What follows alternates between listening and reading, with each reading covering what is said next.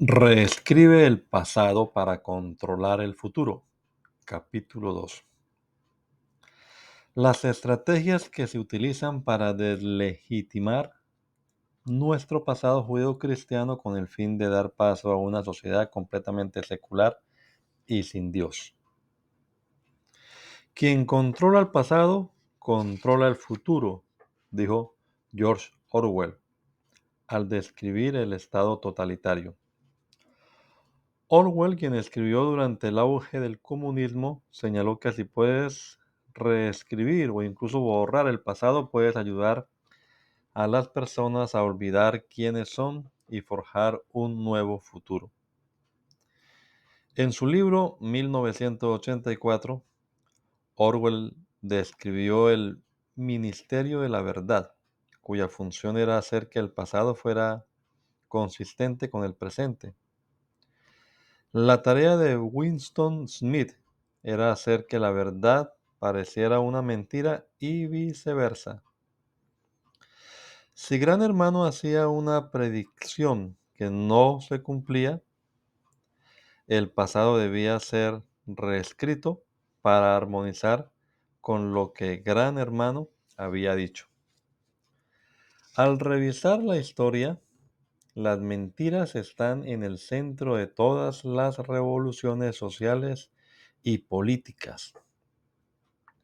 Quizás el mejor ejemplo sea la sangrienta revolución cultural en China, 1966 a 1976. Mao Zedong decretó que China debía deshacerse de todas las trazas de influencia capitalista occidental. Las guardias rojas salieron a las calles y se destruyeron monumentos, se quemó literatura occidental y se renombraron edificios junto con nuevas designaciones para ciudades y calles para reflejar héroes contemporáneos. Las iglesias fueron destruidas o destinadas a otros propósitos. O estabas del lado del nuevo estándar marxista de justicia e igualdad o no lo estabas. Aquellos que no se subieron a bordo del sistema fueron encarcelados o asesinados. Afortunadamente todavía no estamos en ese punto totalmente, pero el punto a destacar es que cuando los revolucionarios quieren remodelar un país, vilipendian el pasado para dar legitimidad a su visión del futuro.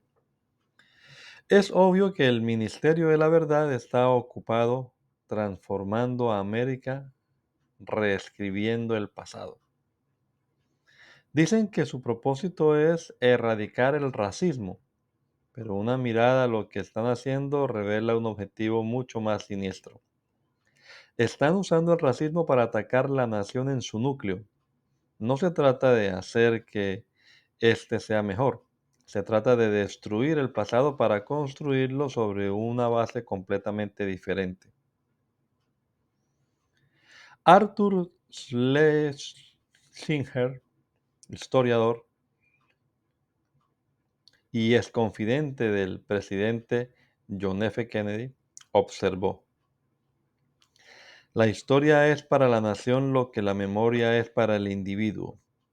El individuo que pierde su memoria no sabe de dónde viene ni a dónde va, y se disloca y se desorienta. Fin de la cita. Podría añadir que un individuo que ha perdido su memoria puede ser manipulado hasta creer que es quien otro dice que es.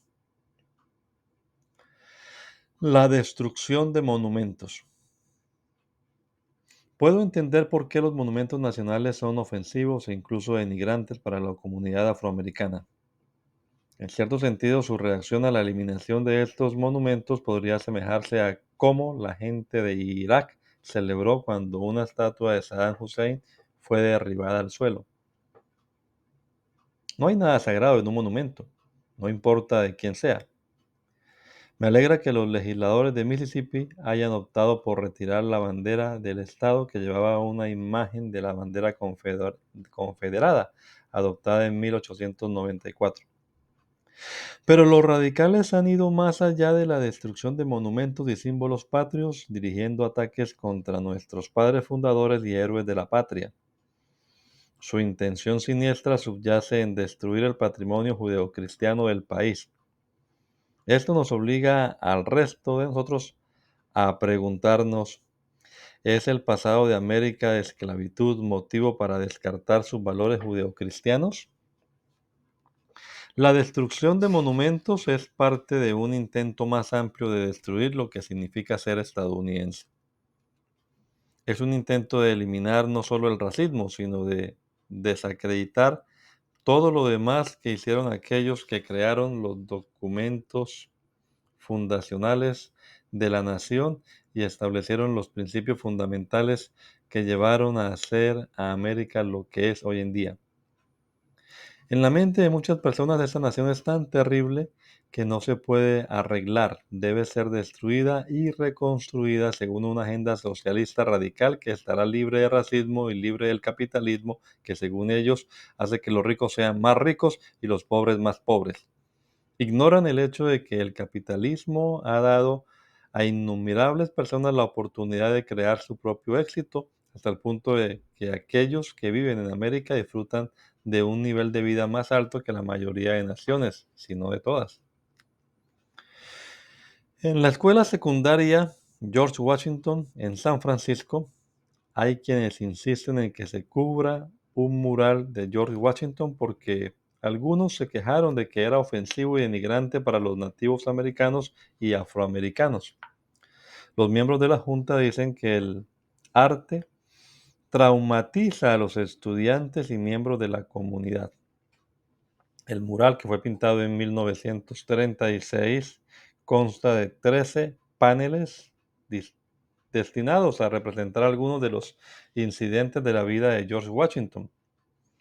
Una imagen retrata a Washington haciendo un gesto hacia un grupo de exploradores que pasan al cuerpo de un nativo americano fallecido. Otro muestra a Washington junto a algunos esclavos.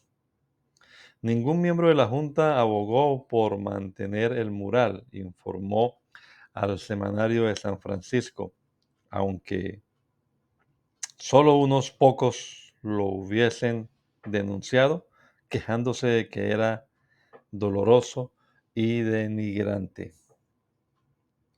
Para ponerlo todo en perspectiva, una persona dijo que las quejas eran pocas, pero un pequeño grupo de entrometidos externos se unió con unos pocos estudiantes para asegurarse de que fuera retirado de la vista del público.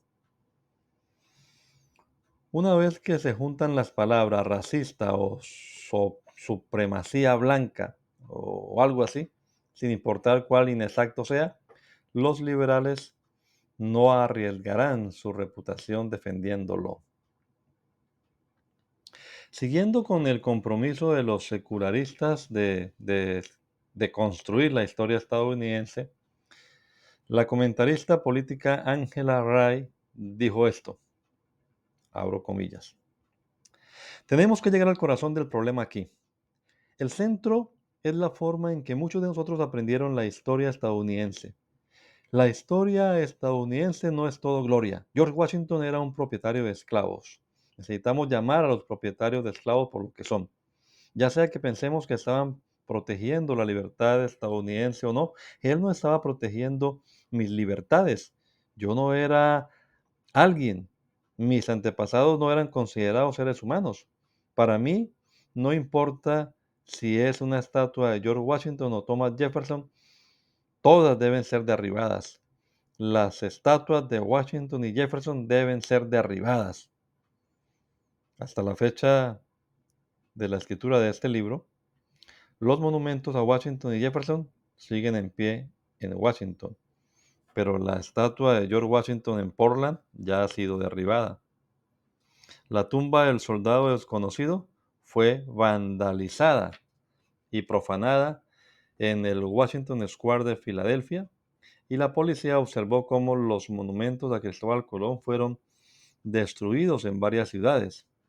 En Boston, su monumento fue decapitado para que todo el que lo viera pensara